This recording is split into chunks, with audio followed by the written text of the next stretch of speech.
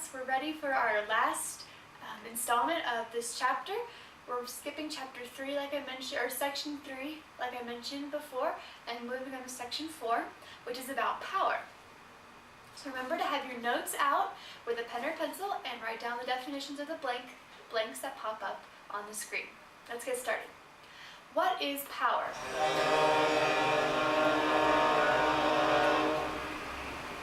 That's powerful. Let's get started. What is power? Power is the rate at which you can do work, or the amount of work that you do in a certain amount of time. So let's do an example. For example, if you are walking up the stairs with a book, you're doing the same amount of work if you run up the stairs or if you walk up the stairs. Because remember, work is just the force you put on an object over a certain distance. Time is not included in this formula. But when you run up the stairs, you do this in a faster time, a shorter amount of time, and therefore your power is increased. You do it in a shorter amount of time, you have more power. A device that is twice as powerful is going to do twice the amount of work in the same amount of time as another object that is just half as powerful. How do you calculate this power? It's calculated by the work that you do over the time that you do the work in. Remember, work is force times distance, so the whole equation is power equals force times distance divided by the time. Remember, force times distance is measured in joules and time is measured in seconds, so we have joules divided by seconds. But we're going to have another new unit for this relationship. We're going to call it a watt, or large W for short. This is named after James Watt, who did a lot of advances and a lot of experiments with the steam engine many years ago. So what is an example of 1 watt of power that's used? If you have a glass and you lift it to your mouth in 1 second, that is 1 watt of power that you have used. But that's not a lot of power, so most of the time we're going to measure power in kilowatts.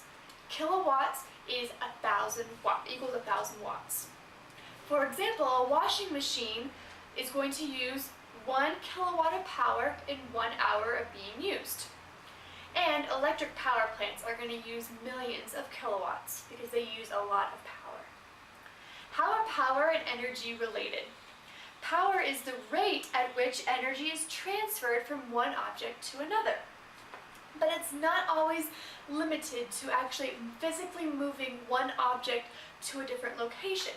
As long as something is moving there, we can say it is powerful. So we're going to think of this example with a light bulb.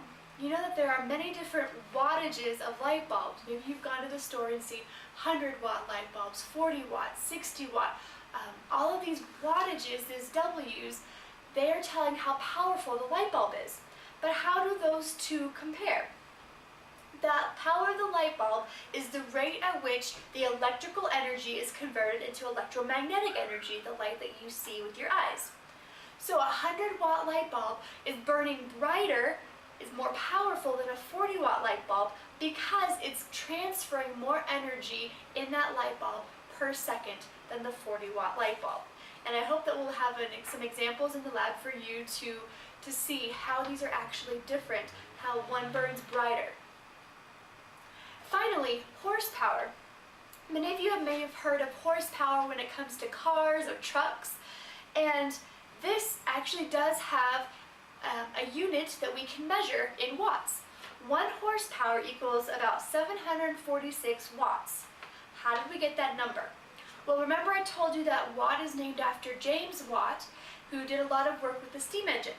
Well, he wanted to compare and show people how powerful his steam engine was compared to their transportation of the day, which was, of course, a horse.